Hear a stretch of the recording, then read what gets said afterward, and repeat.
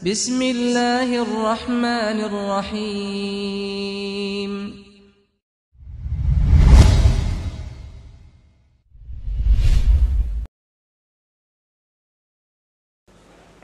Jamaah Masjid Babus Salam rahimakumullah, yang semoga senantiasa mendapatkan rahmat dan kasih sayang Allah Subhanahu wa taala.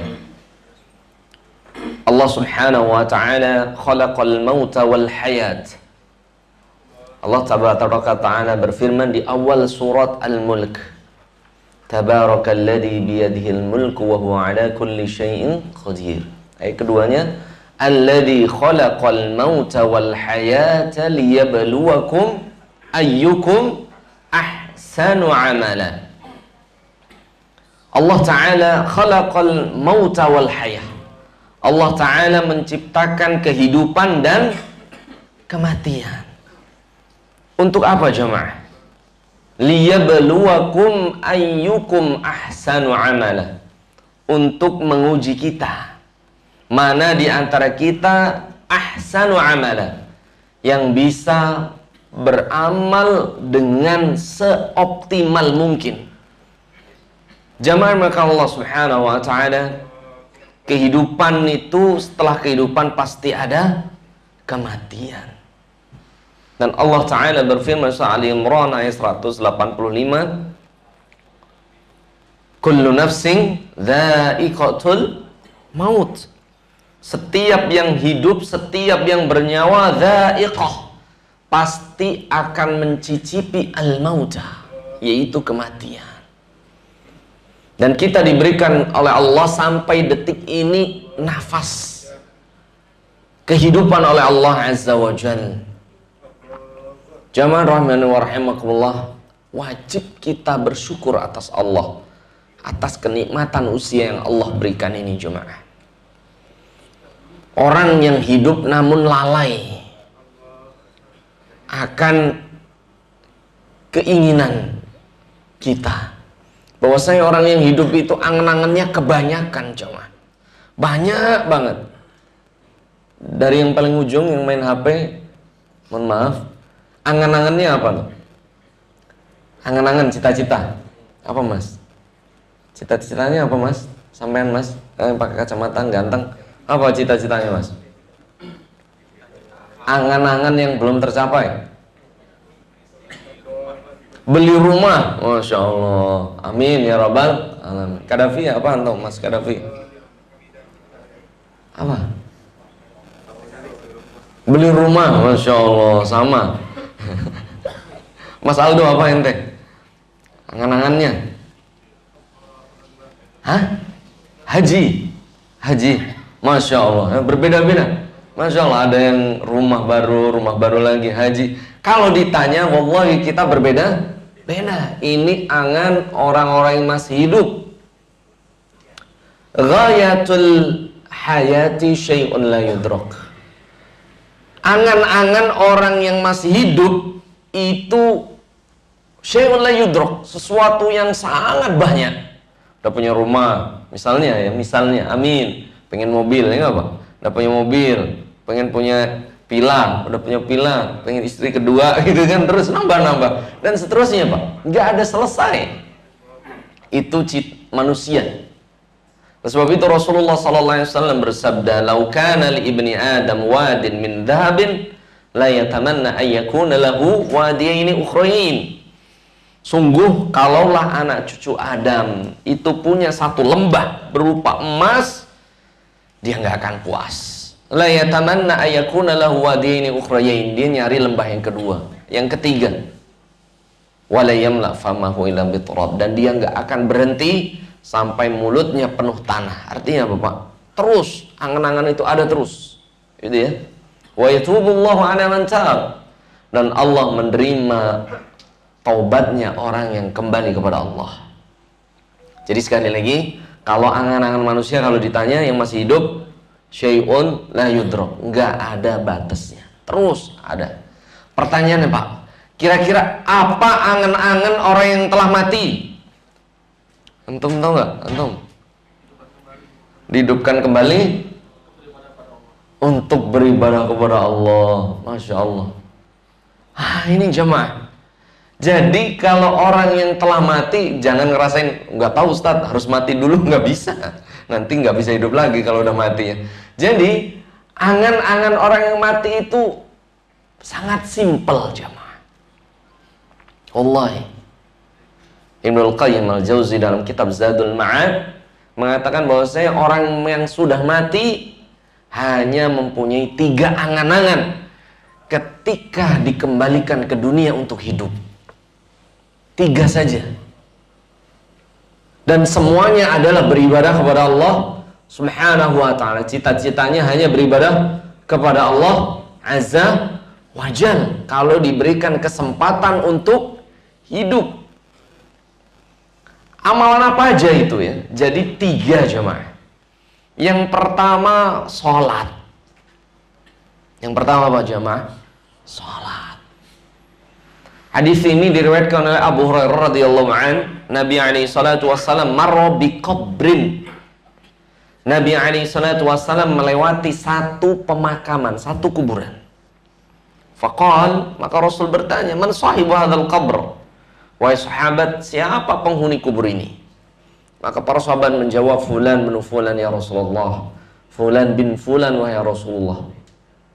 Maka Rasul bersabda, raka'atan khafifatan tanfilun mimma tahtakiruna minhu ahabba ilaihi yazidu fi hasanatihi min baqiyati dunyakum. Nabi SAW bersabda, sesungguhnya 2 rakaat sholat khafifatan yang ringan, tanfilun, dia sholat sunnah, bukan sholat wajib. Kalau diberikan hak untuk hidup, ini jemaah, pengen melaksanakan 2 sholat sunnah yang ringan, mimma tahtakiruna minhu, yang malah sering kalian abaikan. Yazidu fi hasanatihi, 2 rakaat ini ditambahkan dalam amal solehnya dan diterima sebagai ibadah yang makbul di hadapan Allah.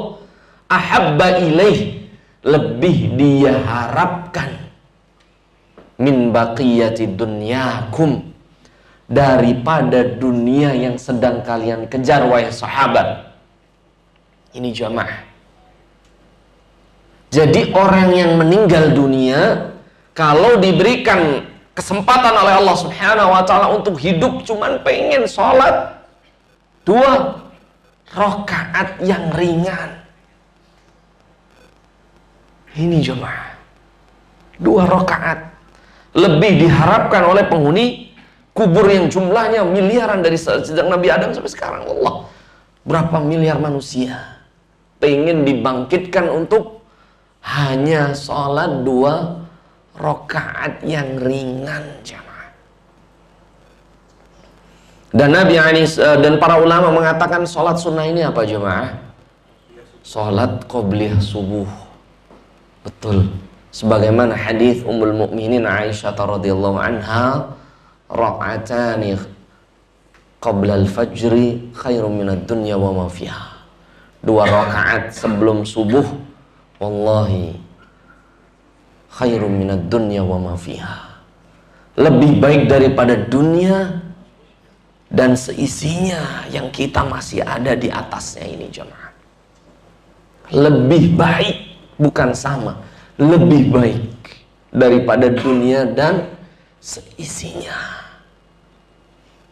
Ini jemaah. Dan sholat ini sesungguhnya adalah yang paling dirindukan harusnya oleh kita bagi orang yang beriman. Bukan ketika ada azan Allahu Akbar, Allahu Akbar, ya elah baru aja ini zuhur lagi, baru mau asar lagi, kayak nggak bersyukur gitu ketemu dengan waktu salat. Wallahi, bagaimana baginda kita Muhammad sallallahu alaihi wasallam ketika melakukan perjalanan dengan para sahabat, yat'ab, merasa lelah dan capek. Kira-kira apa Pak? Agar tenang, Rasulullah memanggil Bilal ibn Rabah. Ya Bilal, adzin. Wahai Bilal, azan.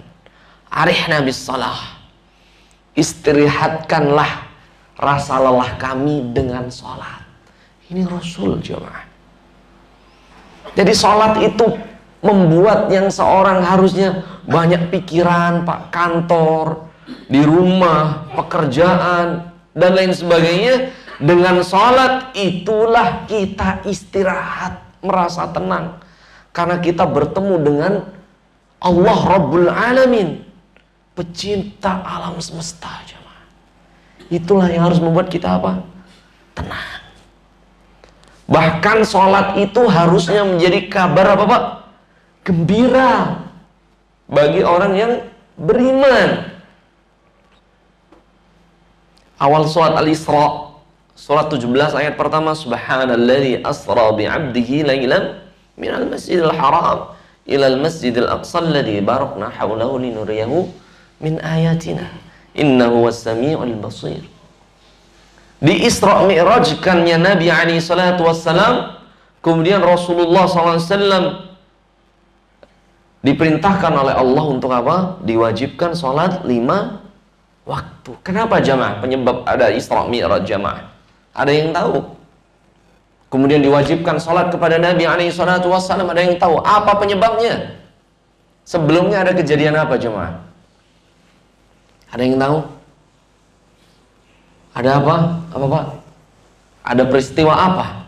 Sehingga turun perintah sholat, kewajiban sholat kepada Nabi dan umat ini. Karena Rasulullah SAW itu terjadi yaumul huzni, amul huzni, artinya apa? Tahun kesedihan. Tahun 10 kenabian di Mekah sebelum hijrah itu meninggal yang pertama paman Rasul Sallallahu Alaihi Wasallam. Rasulullah SAW dirawat pamannya di usia 6 tahun. Dari 6 tahun oleh Abu Thalib. Ya. Sampai menikah dengan Khadijah. Sampai diangkat menjadi Rasul. Ya. Itu pamannya yang selalu membantu. Namun tahun 10 kenabian, paman beliau yang tercinta pun meninggal dunia. Yaitu Abu Thalib. Walaupun meninggalnya dalam kondisi kafir, belum masuk Islam jemaah. Tapi Rasulullah sedih. Setelah meninggal pamannya, gak lama berselang meninggal siapa? Istri beliau, Khadijah binti Khuwailid Al-Kubra, meninggal di tahun yang sama. Sehingga Rasulullah SAW sangat sedih. Dan dakwah Rasul di tahun yang sama di Taif ditolak dan Rasulullah diusir. Bahkan Rasulullah SAW dilempar dengan apa jemaah? Bebatuan. Sehingga tergores badannya, bahkan gigi geraham Rasulullah ada yang tanggal jemaah. Lepas. Ini Rasul ini tahun yang paling sedih dalam dakwahnya Nabi SAW. Maka Allah memberikan rasa gembira ya Ida. Ibaratnya apa kalau sedih lagi capek ya Rasulullah itu ditamasyakan. Bertamasya dari Masjidil Haram ke Masjidil Aqsa ila Sidratil Muntaha, bertemu Allah Azza wa Jalla, diberikan kabar gembira yaitu salat yang sebelumnya 50 waktu menjadi 5 waktu jemaah. Jadi salat itu berarti apa jemaah? Kabar apa? Gembira dari Allah Azza wa Jalla jemaah. Ya Allah. Jadi sholat itu adalah waktu yang paling gembira seorang mukmin.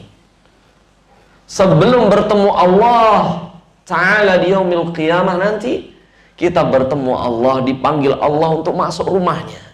Mohon maaf Pak, kalau bapak-bapak ini dipanggil misalnya di rut kita, yang di rut waskita misalnya siapa Pak Destiawan, ayo bapak, Pak siapa, Pak Fauzan, silahkan ke rumah. Seneng gak kira-kira? Misal nih, seneng gak Pak? Itu baru di rut. Bagaimana dipanggil oleh Allah Subhanahu wa Ta'ala, pemilik langit dan bumi Pak. Bukan hanya dipanggil, Sholat itu sebagai penghapus dosa kita. Nabi SAW bersabda, "Mathalu shalawatil khamsi kamathali nahrin fi babi ahadikum." Sholat 5 waktu itu, Rasul bersabda, sebagaimana sungai di pintu rumah salah satu kalian, yaghtasilu minhu kulla yaumin khamsa marat, yang dia mandi di sungai itu yang bening, yang jernih, sehari 5 kali.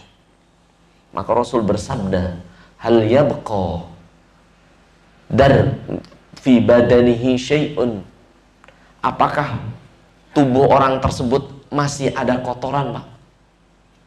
Sehari mandi 5 kali, iya nggak, Pak? Apakah sudah bersih badannya? Bersih nggak, Pak? Di depan kita ada sungai, kita mandi setiap hari 5 kali. Biasanya aja nggak mandi seminggu sekali gitu ya. Kalau nggak mandi junub, mandi Jumat gitu ya. Atau digabung, malamnya junub, panggilnya Jumatan gitu kan. Ini sehari mandi 5 kali. Nah, ini ibarat sholat 5 waktu. Makanya seneng, Pak, dengan adanya sholat. Orang itu kalau dipanggil oleh Allah, Allah hayya 'ala shalah, hayya 'alal falah, kok sedih, kok nggak datang? Ini ada hal yang salah, wrong dalam keimanannya. Karena panggilan Allah itu untuk diampuni oleh Allah, ditinggikan derajatnya setiap langkah menuju masjid.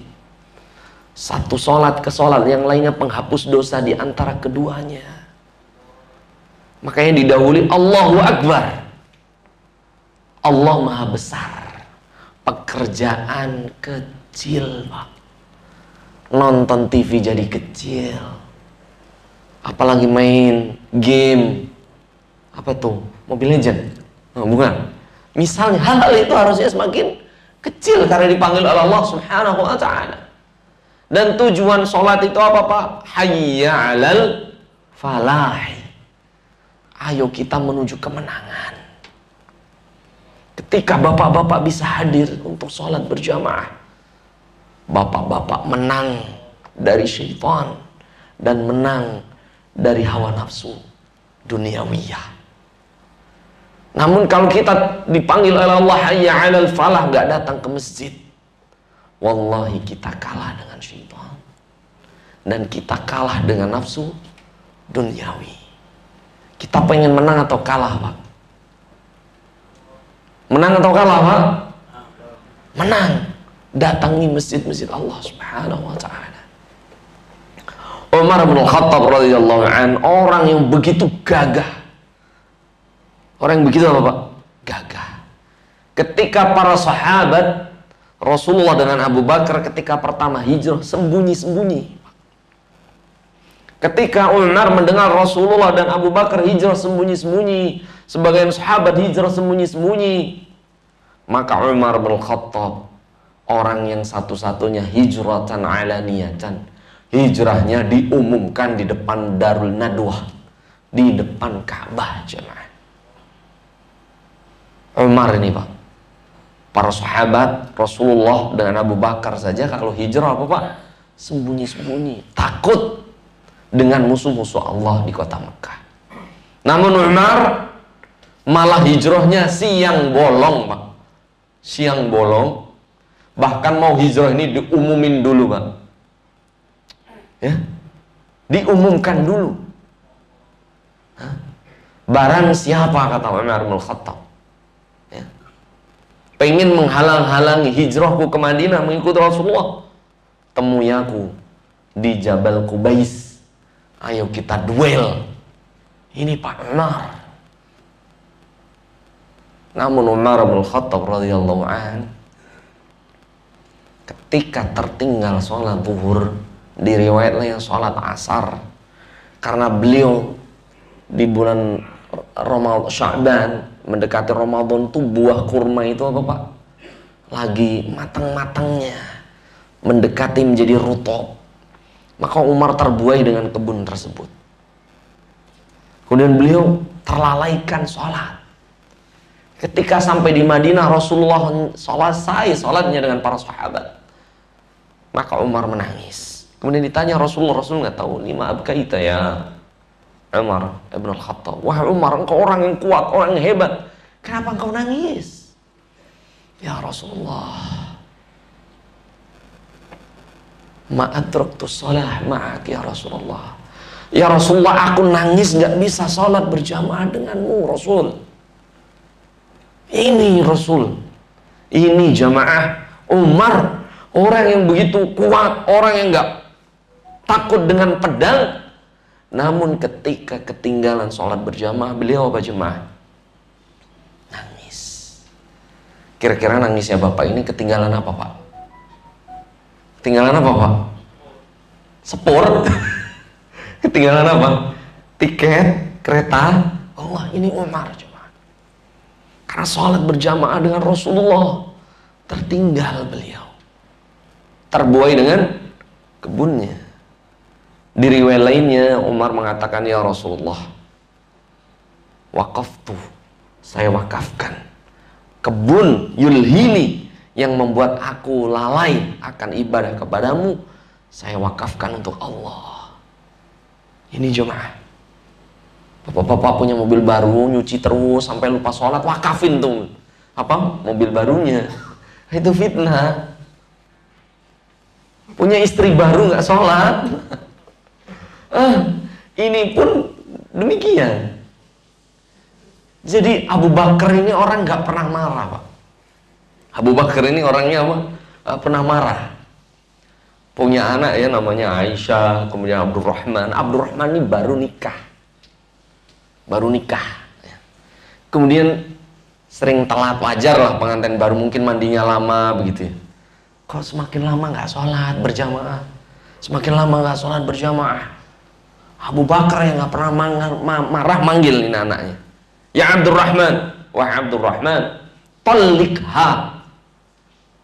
Kalau perempuan istrimu malah menghambatmu beribadah kepada Allah, ceraikan. Nah ini jemaah, apa-apa yang membuat bapak-bapak menghambat beribadah kepada Allah, terutama sholat berjamaah, kalau istri apa Pak? Waduh, ceraikan. Kalau harta, wakafkan. Oh berat, karena itu menghambat. Karena Allah Ta'ala berfirman di surah Al-Munafiqun ayat ke-9, ya ayyuhalladzina amanu la tulhikum amwalukum wala auladukum an dzikrillah wa may yaf'al dzalika faulaika humul khasirun. Wahai orang-orang beriman, la tulhikum, jangan kalian terlalaikan, membuat lalai oleh kalian, amwalukum, harta kalian, wa auladukum, anak istri kalian, wa may yaf'al dzalika faulaika humul khasirun wa la yu'akhirallahu nafsan idza jaa ajalah.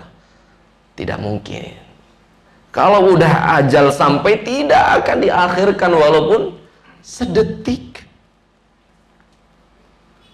Wallahu khabirum bima taf'alun.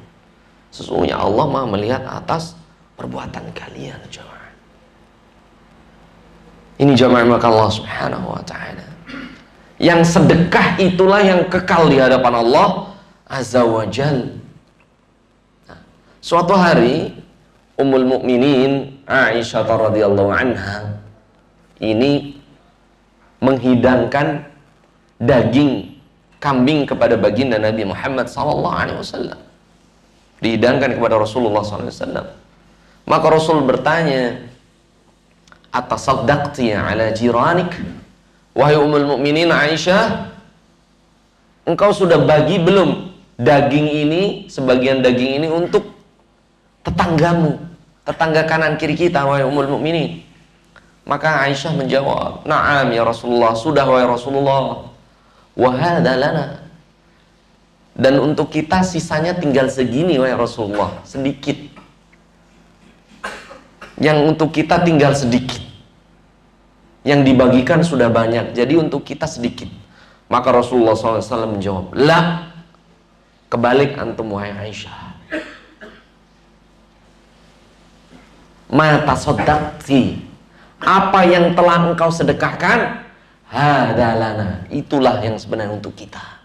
Wa ma akalna fa'ablah, adapun yang kita makan itu nggak ada manfaatnya. Ini jemaah. Jadi menurut Aisyah tadi kebalik. Menurut Aisyah, ya Rasulullah, ini sisa buat kita wahai Rasulullah, yang lain udah kita bagi. Maka Rasul menjawab, wallahi ya Aisyah, bukan demikian. Yang engkau bagi itulah yang untuk kita sebenarnya. Adapun yang kita makan, fa'akalna fa'ablah, yang kita makan itu nggak ada sisanya, nggak ada manfaat untuk kita. Ini jemaah. Sekarang pertanyaannya, yang untuk kita sudah banyak atau belum, Pak? Yang untuk kita sebenarnya ini udah banyak belum? Belum rupanya jemaah. Karena setiap kita mau sedekah jemaah, sekali lagi sering diulangi ini ayat ini di surat Al-Baqarah di juz 3. Asy-syaitanu ya'idukumul faqra wa ya'murukum bil fahsya. Ketika kita mau bersedekah, syaitan langsung berbisik, terus berbisik, ya'idukumul faqra, jangan sedekah, ente nanti miskin, ente nanti bangkrut, apalagi udah penghujung tahun, harusnya jalan-jalan gitu kan, siap-siap ini kan. Ini syaitan selalu berbisik ini. Libur panjang nih bentar lagi, akhir tahun ya. Jangan ente sedekah. Wa ya'murukum bil fahsya nih, kata syaitan. Pergunakan hartamu bil fahsya, apapun selain sedekah. Jalan-jalan ke Bali, pesan tiket ke Singapura, pesan tiket ke Dufan, siap-siap itu dari sekarang. Nih, Desember, ya kan? Mau libur panjang, liburan anak sekolah, liburan orang kantor kan, sama bareng. Nah ini sedekah, dihalang oleh syaitan. Wa ya'murukum bil fahsya, pergunakan pokoknya selain sedekah. Al-fahsya, keburukan apapun. Iya enggak Pak? Padahal Allah melanjutkan, wallahu ya'idukum maghfiratan min wa fadlah. Padahal Allah menjanjikan orang yang bersedekah itu maghfirah, ampunan, wa fadlah, dan karunia yang luas. Ini jemaah. Ini jemaah, maka Allah Subhanahu wa ta'ala jangan khawatir dengan apa? Orang yang bersedekah jemaah. Dan bersedekah untuk orang yang sudah meninggal, kepada ibunya yang sudah meninggal, kepada ayahnya sudah meninggal. Sampai tidak sedekah Pak kepada orang meninggal Pak. Sampai jamaah. Ada seorang sahabat namanya Sa'ad ibnu Ubadah radhiyallahu an mendatangi Rasulullah SAW. Ya Rasulullah, inna ummi qad matat, afa atasaddaqu anha. Ya Rasulullah, ibuku baru saja meninggal. Afa atasaddaqu anha. Ya Rasulullah, aku pengen bersedekah, tapi bermanfaat tidak sedekahku wahai Rasulullah SAW. Maka Rasul bersabda, nah, sedekahlah wahai Sa'ad untuk ibumu karena akan bermanfaat. Kemudian Sa'ad bertanya, ayu sedekatin afdal ya Rasulullah, sedekah apa yang paling mulia, pahalanya paling baik wahai Rasulullah untuk ibu yang telah meninggal? Maka Rasul bersabda, suqyatul ma', sedekah dengan memberi air minum. Ini sedekah yang paling apa Pak? Agung pahalanya. Yaitu sedekah dengan air minum jemaah. Ya apalagi di pojok itu ada apa tuh? Kulkas ya di belakangnya. Itu diisi aja. Diisi. Orang minum Masya Allah. Apalagi ke masjid. Dia beribadah kepada Allah, dia berzikir kepada Allah. Apalagi buat puasa Senin Kemis, dapat pahala puasa Senin Kemisnya. Ini jawaban maka Allah. Suqyatul ma'. Maka Sa'ad bin Ubadah semangat nih jemaah. Membeli sebidang tanah, kemudian menggali sumur.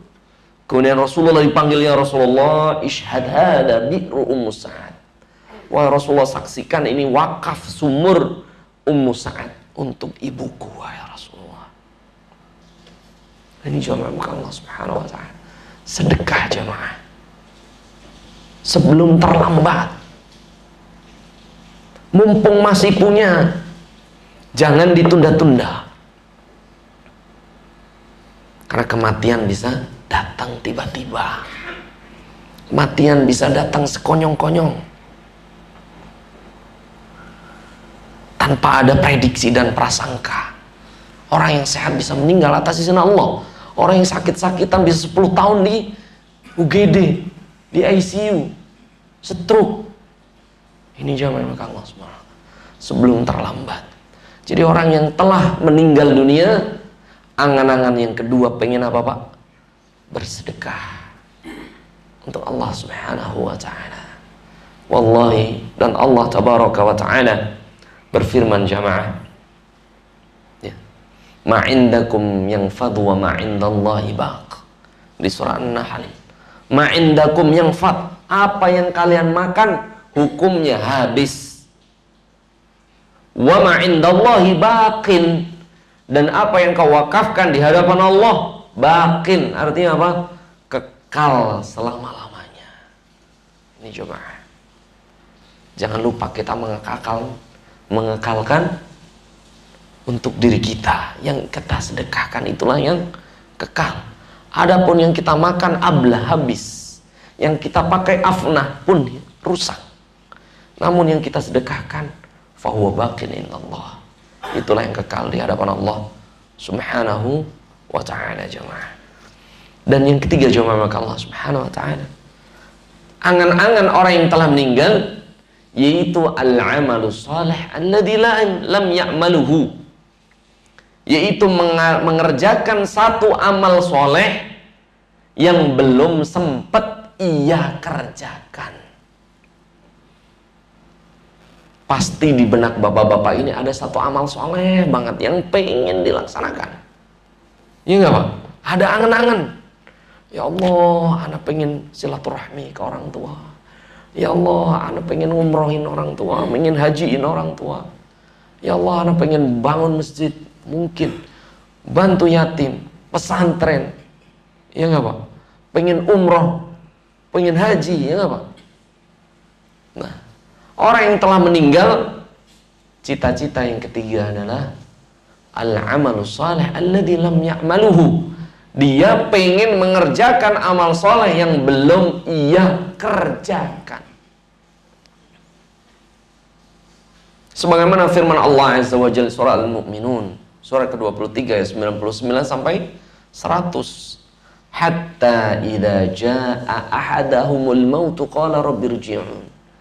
Sampai ketika kematian datang pada salah satu dari kalian, qala rabbirji'un, ya Allah, kembalikan aku ke dunia, la'alli a'malu salihan fima taraktu, agar aku bisa melakukan satu amal soleh fima taraktu, yang belum aku kerjakan.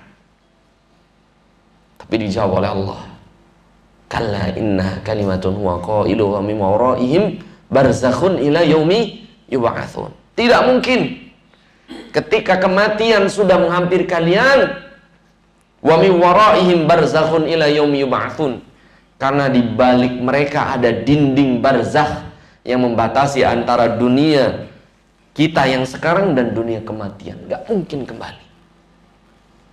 Ini jamaah. Oleh sebab itu Rasulullah berpesan kepada Abdullah bin Umar radhiyallahu anhuma, kun fid dunya ka'annaka gharib aw 'abiri sabil. Jadilah kamu di dunia seperti orang yang asing jamaah. Karena tempat seorang mukmin ini adalah surga. Dunia ini tempat pengasingan. Karena Allah mengusir Nabi Adam dan Hawa ke dunia setelah bermaksiat kepada Allah. Setelah memakan buah yang dilarang, Allah Ta'ala berfirman di surat Al-A'raf 23-24, qala rabbana zalamna anfusana wa illam taghfir lana wa tarhamna lanakunanna minal khasirin. Ya Rabb, aku dengan istriku telah berbuat zalim dengan melanggar perintahmu. Satu aja larangan yang dilanggar oleh Nabi Adam, memakan buah yang terlarang. Maka Allah berfirman di ayat 24-nya, qulna bitu ba'dukum li ba'din adu. turunlah kalian diasingkan ke dunia. Jadi dunia ini tempat apa Pak? Pengasingan. Jangan malah merasa nyaman di dunia, lupa dengan rumah yang harus kita cari, yaitu surganya Allah Subhanahu wa ta'ala. Oleh sebab itu Rasulullah ini nggak mau terlalu nyaman di dunia. Rasul ini ya Pak ya, nggak mau terlalu nyaman di dunia. Rasul nggak mau kenyang, makanya beliau puasa Senin Kamis. Rasulullah nggak mau terlalu tidur terlelap, makanya beliau qiyamul lail. Jemaah, ini jamaah Allah Subhanahu wa ta'ala. Ini Rasulullah SAW. Jadilah kalian di dunia seperti orang yang asing, aw'abiri sabil. Dan dunia ini adalah seperti apa? Kita melakukan perjalanan, kita istirahat sebentar. Jadi Rasulullah ditanya, "Mad dunya ya Rasulullah?" Bagaimana dunia menurutmu wahai Rasulullah? Rasul bersabda, "Ad-dunya kasyajarah astadhiru min syati'i syams thumma artahil." Dunia itu sebagaimana pohon yang begitu rindang. Saya beristirahat di bawah pohon itu dari panasnya matahari untuk mengumpulkan perbekalan untuk melanjutkan perjalanan.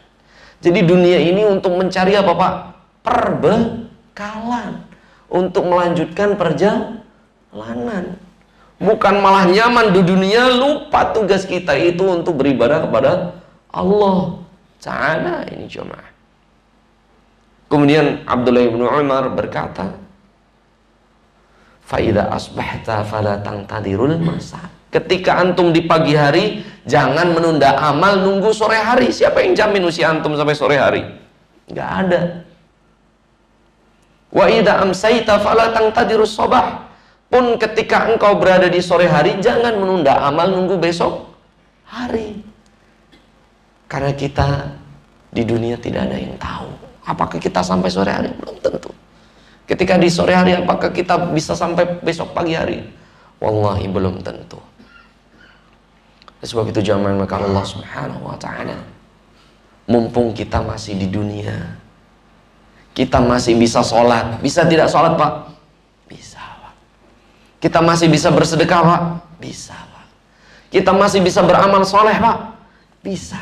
Jangan ditunda. Ini jamaah, agar tidak ada penyesalan di hari kemudian. Semoga Allah Subhanahu wa ta'ala mempermudah kita untuk beramal soleh. Perbanyak doa, Allahumma ja'alil hayata ziyadatan lana fi kulli khair. Allahumma ja'alil hayah, ya Allah jadikan kehidupan yang engkau berikan ziyadatan lana fi kulli khair, untuk memperbanyak amal soleh untuk kami. Waj'alil mauta rahatan lana min kulli syarr. Ya Allah, dan jadikanlah kematian kami rahatan, sebagai istirahat kami, min kulli syarr, dari keburukan dan maksiat. Ya Allah, Allahumma ja'alil hayata ziyadatan lana fi kulli khair. Ya Allah, jadikanlah kehidupan yang Engkau berikan ziyadatan lana fi kulli khair, untuk menambah amal-amal soleh kami. Ya Allah, waj'alil mauta rahatan lana min kulli syarr. Ya Allah, jadikanlah kematian kami rahah, sebagai istirahat kami, min kulli syarr, dari keburukan dan kemaksiatan kepadamu ya Rabbal Alamin. Amin ya Rabbal Alamin. Allahumma salli wa sallim wa barik ala nabiyyina Muhammadin sallallahu alaihi wasallam. Allahumma inna nas'aluka ilman nafi'an wa rizqan thayyiban wa amalan mutaqabbala. Allahumma ja'alil hayata ziyadatan lana fi kulli khair. Ya Allah, jadikanlah kehidupan yang Kau berikan kepada kami ziyadatan lana fi kulli khair, untuk menambah amal kebaikan kami ya Rabb. Waj'alil mauta rahatan lana min kulli syarr. Ya Allah, jadikanlah kematian rahah, sebagai istirahat kami, min kulli syarr, dari kemaksiatan dan keburukan. Rabbana zalamna anfusana wa illam taghfir lana wa tarhamna lanakunanna minal khasirin. Ya Allah, kami telah banyak berbuat zalim kepada diri kami. Wa illam taghfir lana, kalau bukan karena ampunanmu, wa tarhamna, dan kasih sayangmu, lanakunanna minal khasirin, sungguh kami adalah orang yang merugi ya Allah. Rabbana atina fid dunya hasanah wa fil akhirati hasanah wa qina adzabannar. Wa sallallahu ala nabiyyina Muhammadin sallallahu alaihi wasallam. Wa akhiru da'wana anil hamdulillahi rabbil alamin. Barakallahu fikum jami'an.